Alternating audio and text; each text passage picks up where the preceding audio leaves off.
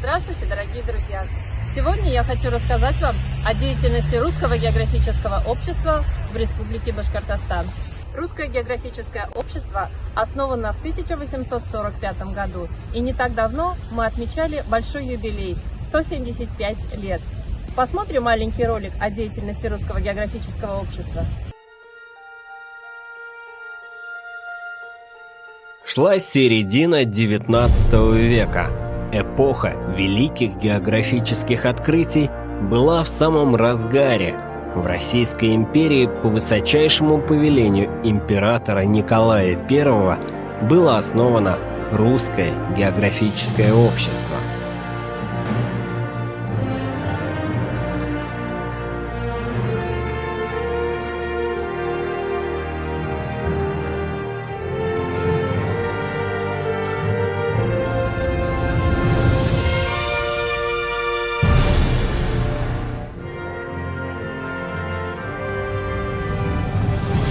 Русское географическое общество – старейшая организация в России, одно из старейших географических обществ мира, ведет свою деятельность непрерывно с 18 августа 1845 года, объединяет специалистов в области географии и смежных наук, а также энтузиастов-путешественников, экологов, общественных деятелей.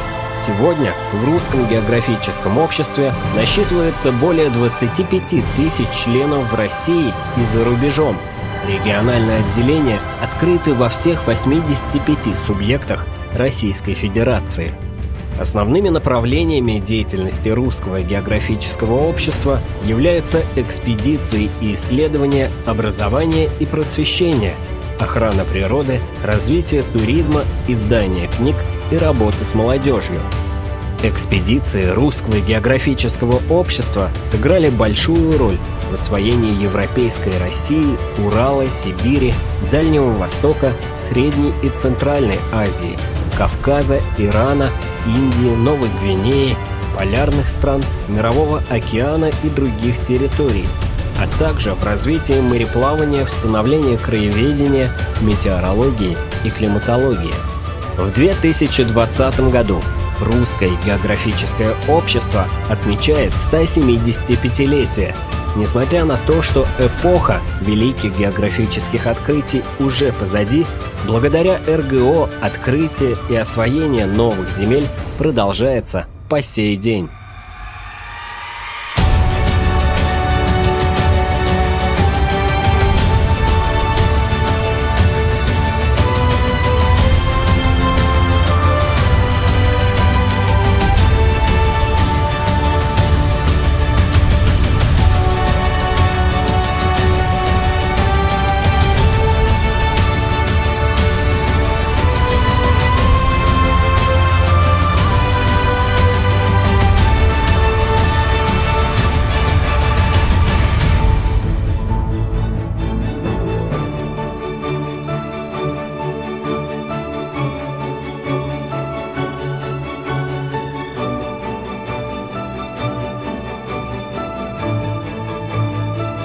Русское географическое общество. 175 лет великих открытий. Открываем Россию заново. Вместе.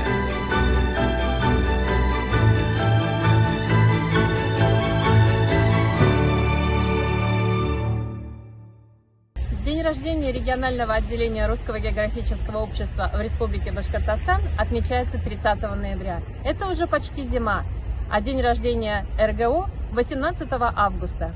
Вернемся немножко в лето. В августе Русское географическое общество отмечает 176 лет. 67 из них оно работает в Башкирии.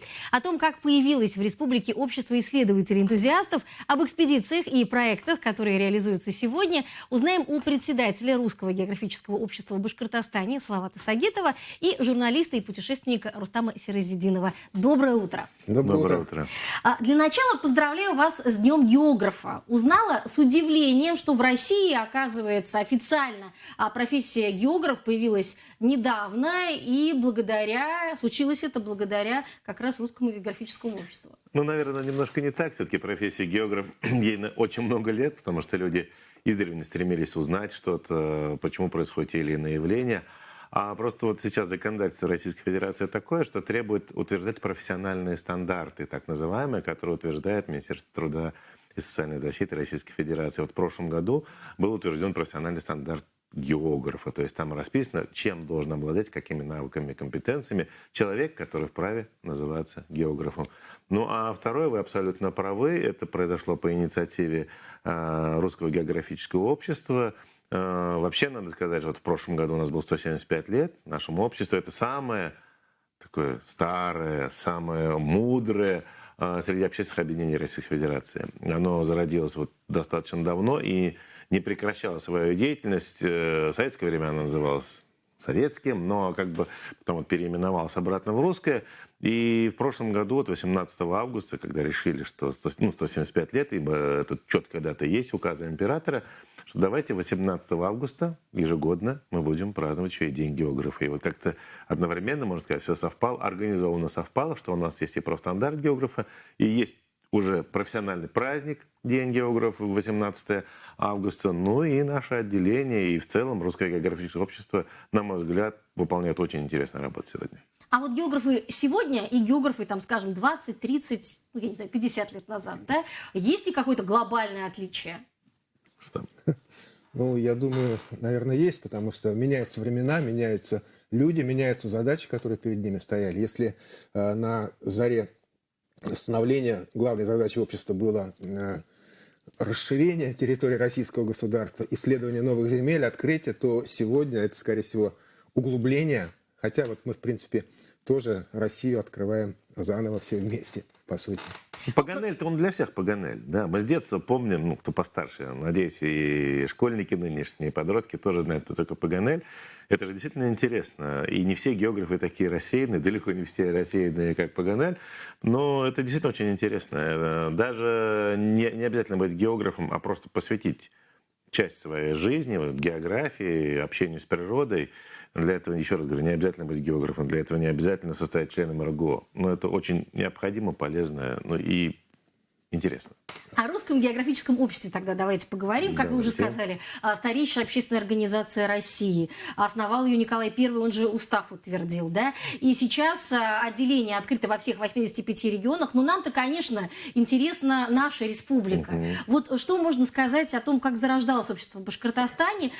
Кто работал у нас здесь, в РГО, в прошлом столетии? Ну, наверное, и в прошлом столетии, и сегодня основные люди, которые искренне, опять-таки, занимаются РГО, это костяк такой, это учителя географии. И не только школьные, но и вузовские, и преподаватели в техникумах. Потому что действительно по своему долгу, во-первых, но и любовь, наверное, к профессии существует, и стремление приобщить к этому молодежь. Дмитрий Герасимович Ажиганов, он в 1954 году возглавил первый председатель нашего отделения. Он был заведующий кафедрой, у него более 40 научных трудов. Вместе со своими ребятами, студентами, школьниками они занимались тем, что составляли какие-то картографии местности, геологические изыскания проводили. И эта работа действительно неплохо была организована. Может быть, опять-таки в 90-х годах, ну, там все достаточно было тяжеловато в стране, да, и, наверное, общественная организация в регионе не так была активна. Но вот где-то, можно сказать, что лет 10 назад, вот, когда Камиль Фурханович Джиганшин, наш известный писатель, наш старший товарищ, возглавил региональное отделение РГО, второе дыхание приобрело, конечно, наше отделение. И здесь уже пошли и проекты интересные, и каждый год мы что-то стараемся снова придумывать. И с каждым годом все больше членов РГО. Если там в 2018 году у нас было 220 человек, действительно, членов РГО, то сейчас уже 340. То есть люди с удовольствием приходят, никто никого не понуждает, а наоборот, еще могу сказать, просто так членом РГО стать тяжело, потому что мы на своей комиссии рассматриваем, в Москве в комиссии рассматривают до 100 человек. А зачем он туда хочет?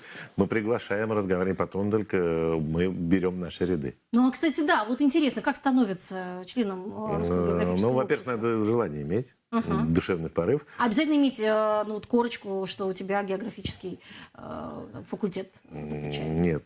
У нас в последнее время, кстати, очень много людей, которые совершенно не имеют, казалось бы, отношения к географии. Это простые работники, предприятий, как промышленных предприятий, так и сельскохозяйственных. Это и журналисты, которые не имеют прямого отношения к географии. Это и спортсмены. Это просто, вот, я говорю, люди, которым интересно это все. Не все же путешественники учились на путешественников, их не учат никому. Также и здесь. Чтобы стать членом РГО, вот Рустам уже говорил, у нас у РГО есть девиз «Открой Россию заново». Наверное, членом РГО становится тот, кто хочет открыть Россию заново и для себя, и для других. Ну, такие люди, как Рустам Харисович, это, конечно, лица, да, с которыми ассоциируется общество в республике. А мне вот интересно по поводу молодежи узнать. Вообще, самому молодому, как-то подводились вы, вот как-то считаете, да, самый молодой член организации там в республике, например, сколько лет? Вы мне домашнее задание дали. Я посмотрю. Мы приняли 18 лет, Данил. Да, у нас молодежный блок, там активно парень работает, студент классического нашего университета. На первом курсе вступил в РГО. Это то, что мы знаем, да. А так надо посмотреть, действительно интересно. А работа организации действительно активная. В последние годы получение грантов, насколько я знаю, там рекордные были. Вот прошлый год, да, позапрошлый год. Вы выбились в лидеры среди регионов вот по выигранным грантам, по реализуемым проектам. Как вам это удалось? Вообще расскажите подробнее о том, что сейчас на повестке. Ну, вообще, у нас же общественная организация, мы существуем благодаря средствам попечителей. У нас есть исполнительный директор, у нас есть медиагруппа Рустам Харисович, который возглавляет, благодаря которому и, наверное, известно о нашем отделении. Я так могу сказать, что мы единственное отделение в Российской Федерации, которое имеет на телеканале свою передачу. Раз в неделю выходит телепередача «Моя планета Башкортостан» под эгидой РГО, который готовит Рустам Харисович. И поэтому, наверное, еще известно становится. А так, еще раз говорю, мы существуем на средства попечителей, но эти средства не позволяют, на самом деле, много усиленно какие-то проекты реализовывать. Поэтому мы активно пользуемся тем, что есть президентские гранты. Есть гранты главы региона, есть гранты непосредственно Русского географического общества, в которые мы стараемся участвовать, и вроде неплохо получается. И самое главное, наверное, что наши все эти гранты, они очень разные. Очень разные. Вы уже упомянули, у нас один из грантов – это по Асканской пещере. Там даже несколько грантов. У нас и грант Ростуризма, и сейчас президентский грант. Сейчас наша задача сделать, в этом году мы обязаны сделать, в соответствии с условиями гранта, посещение Асканской пещеры удобным для маломобильных граждан. Да? То есть мы уже вглубь расширяемся. У нас есть гранты научные. Это Киндерлинская пещера. Мы сейчас изучаем ее. А что с ней стало? Вот, к сожалению, не очень хорошо. Да? Сейчас в состоянии пещеры. И мы после того, как наши ученые хорошо поработают, посмотрят на микроклимат какой там в пещере, что изменилось, вообще что нужно сделать. После этого мы уже будем новые гранты писать и предлагать и правительству региона, что нужно сделать, чтобы Киндерлинская пещера осталась. Она уникальная пещера, чтобы она осталась нашим потомкам. Это и вот один из грантов, который мы выиграли, и в этом году тоже он больше телевизионный такой грант, это серия видеофильмов «Выдающиеся исследователи Башкортостана». Ну и много-много таких. Вот я могу сказать, что вот за эти полгода, так скажем, да, 2021 года, сумма грантов у нас где-то порядка 7 миллионов. Мы и в этом году сумели выиграть вот эти гранты. Будем работать. Огромная вам благодарность общему вашему обществу, энтузиастам, да, волонтерам за сохранение памятников природы в нашей республике. И раз уж зашел разговор о пещерах, да, вот ваше мнение о состоянии пещеры и заказников в республике. Тут тоже самое больше ездил, видел, нырял в Сакаску буквально недавно, У да? нас разные пещеры, состояние у них, конечно, разное. Ну вот мы взяли шефство над Аскынской ледяной пещерой, и о ней можно с уверенностью сказать, что она будет жить, будет приносить радость будущим поколениям, потому что она находится под присмотром. Что касается самой протяженной Киндерлинской... В Аскынской пещере, после того, как РГО под свое крыло ее взяла, в 2019 году было порядка 2500 посещений.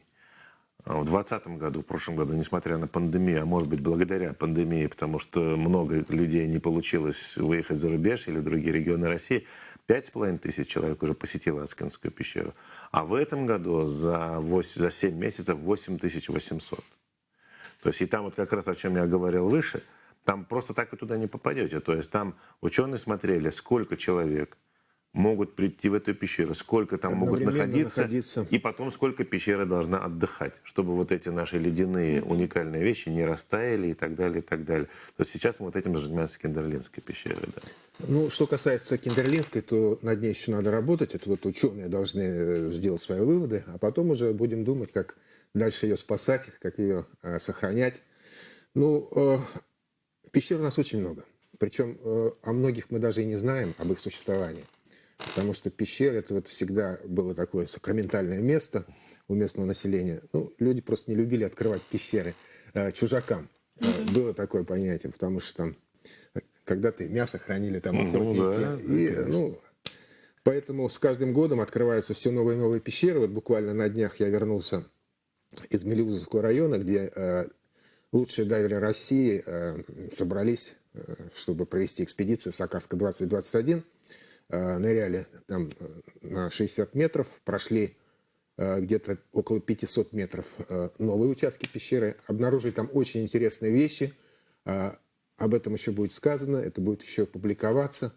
Ну, вот есть такая мысль сделать из этой пещеры такую своеобразную мекку для технических дайверов высокого уровня подготовки. Потому это что именно для экстремальная них пещера. Да. Экстремальный туризм, он тоже существует, а почему нет?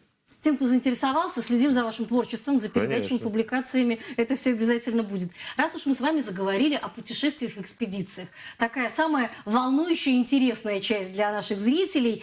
Несмотря на пандемию, да, в начале 2021 года стартовал уникальный проект Русского географического общества «Экспедиция Россия». Слышали о том, что участники обойдут вдоль границ нашу страну самыми разными способами. Пешком, на катамаранах, велосипедах, яхтах и автомобилях. И вот Рустам Харисович в составе этой экспедиции из первых уст сейчас у наших зрителей есть возможность узнать все подробности. Я так поняла, половина, да, экспедиции прошла, у вас сейчас такой небольшой отдых, и впереди... Он уже заканчивается. Заканчивается. На днях. Завтра отправляется дальше, Рустам Харисович. Но прежде чем мы начнем говорить, я могу сказать, что достаточно очень жесткий отбор был, потому что это не просто все, кто захотел, тот сел, я хочу попутешествовать. И там 9 человек, костяк группы, которые вот остальные где-то примыкают, где-то они отходят от вот этого общероссийского кругосветного путешествия. А Рустам Харисович был выбран на серьезном таком испытании, в конкурсе, благодаря тому, что он и физически вынослив, но еще профессиональные качества. Что он режиссер, оператор и умеет снимать на воде, под водой, в воздухе, везде. Поэтому вот Рустам Харисович действительно представляет и в целом наш регион, не только наше отделение. Мы очень горды, что у нас есть такой коллега-друг. Ну, мне было очень приятно действительно войти в состав экспедиции, и я с большой гордостью вез с собой флаг Республики Башкортостан, флаг Русского географического общества, и всегда вот в каких-то таких ключевых памятных местах старался запечатлеть его. То есть фактически на сегодняшний день флаг побывал почти на всех границах, кроме южных. Еще остался вот Северный Ледовитый океан. Я на днях вылетаю в Архангельск, там садимся на ледокольное судно, дизель-электроход Михаил Сомов вместе с нашим оператором Сашей Кощеевым. И с ним вдвоем вот до ноября будем проходить Северный морской путь до Певека, потом обратно в Архангельск. А с Архангельска уже где-то воссоединимся с основным составом, который будет в это время проходить по южным границам на велосипедах. Ну, планируем встретиться где-то в районе Астрахани, может быть, Волгограда. Жалко, что я не буду проходить этап, когда они будут проезжать по Оренбургской области, по Челябинской. Это непосредственно близость Ну, мы с нашей республикой. мы планируем, что наше отделение выйдет, актив нашего отделения, навстречу вот этой экскурсии, Я когда уж они ребятам будут проходить пообещал. по Оренбургу, да, встретим их в нашей степи когда-то, да, кочевнически. Потому что действительно интересно посмотреть на этих людей и пообщаться. Это уникальные люди, которые год своей жизни отдают для того, чтобы вот такую хорошую операцию провести. Ну, условия экстремальные, да, конечно. способы передвижения тоже самые разнообразные. Что больше всего впечатлило? Ну, у вас же за плечами огромное количество путешествий. Видели вы, кажется, все, ну или почти все, да? Что особенно запомнилось вот за эти полгода? Ну, прежде всего, впечатлила эта теплота людей, которые принимали нас во всех регионах с неподдельным интересом. Вот они слушали наши рассказы. Очень гостеприимно принимали. Большое спасибо всем. Хотелось бы очень теплые слова сказать о членах нашей команды, потому что, ну, как самый возрастной, я был самый тяжелый, если честно. Действительно, физическая подготовка нужна там очень хорошая. И порой ребята просто, ну, помогали мне. Где рюкзак разгружали, где поддерживали во время переходов через переправы, ну, где просто там добрым словом, как говорится. Поэтому, что запомнилось? Ну, конечно, запомнилось это вот переход через Саяны, восхождение на Мункус-Ардык, на границе с Монголией, потому что я-то думал, когда вот на велосипеде ехал, я думал, что это самое тяжелое, остальное все будет легко. Но оказалось, что вот горный пеший этап это намного тяжелее даже, чем велосипед, на который я, кстати, первый раз сел именно в марте, когда стартовала экспедиция. Потом пришлось учиться на нем ехать по дороге в Крым. Ну, горы, это горы, там, это... Ну, у вас опыт большой в горах. Вместе и на пике Мустая Карима были, Да, кстати. и на Эльбрус покорял Рустам, поэтому он скромничает, когда говорит, что... Ну, все равно было тяжело. Ну, это понятно, это действительно. Горы, поэтому и горы. Ну, пусть вторая часть путешествия будет не менее яркой, запоминающейся, ну и новых открытий. Велосипед, это, конечно, На лошади-то скакали еще, нет? Скакали. Смотрите, и лошади были, и все было. На Дону скакали, кстати. На Дону, да? Да. Ну, будем следить за вашими успехами на страницах в социальных сетях. Времени, к сожалению, у нас не очень много остается в завершении. Еще раз хочу поздравить вас с праздником сегодня в вашем лице всех ваших коллег. Спасибо. Поблагодарить всех энтузиастов, волонтеров, всех тех, кто несет любовь вообще к географии, к знанию родного края, да, к природе, учит, в конце концов, молодежь, да, которой Конечно. в ваших рядах все больше и больше, беречь, любить и узнавать с любовью природу своей страны. Спасибо вам большое. Да, и спасибо. давайте пригласим всех. Сегодня 18 августа малый географический диктант. Да, мы вот в прошлом году, опять-таки, благодаря пандемии, подумали, что нельзя оставлять наших активистов без внимания. И начали делать онлайн-диктанты на уровне региона. И вот сегодня, в День географов, 18 августа, мы приглашаем не большой географический международный диктант, а малый географический диктант Башкирии. 25 вопросов о родном крае. Кто ответит, обязательно у нас будет фестиваль РГО, вот осенью проводится. Мы пригласим победителей, наградим. Ну и просто самому интересно будет поучаствовать, я вас уверяю. Русское географическое общество – это общественная организация, и она открыта для всех желающих. Посмотрим, заглянем к ним немножко в гости. Где она находится в городе Уфа? Офис регионального отделения Русского географического общества в Республике Башкортостан находится в самом центре исторической Уфы, на Гостином дворе, по адресу улица Октябрьской революции, дом номер 8. Зайдем посмотрим, что там внутри.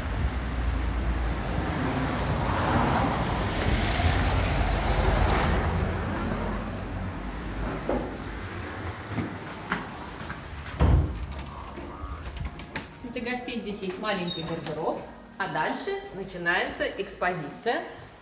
Встречает нас экспозиция, посвященная тематике Валериана Альбанова, нашего земляка, уфимца, уроженца города Уфы и полярного исследователя, писателя. При посещении офиса РГО можно будет минут 15 уделить изучению этой экспозиции, которая очень насыщенная и интересная. А сам офис располагается в одном кабинете, где работает всего несколько человек.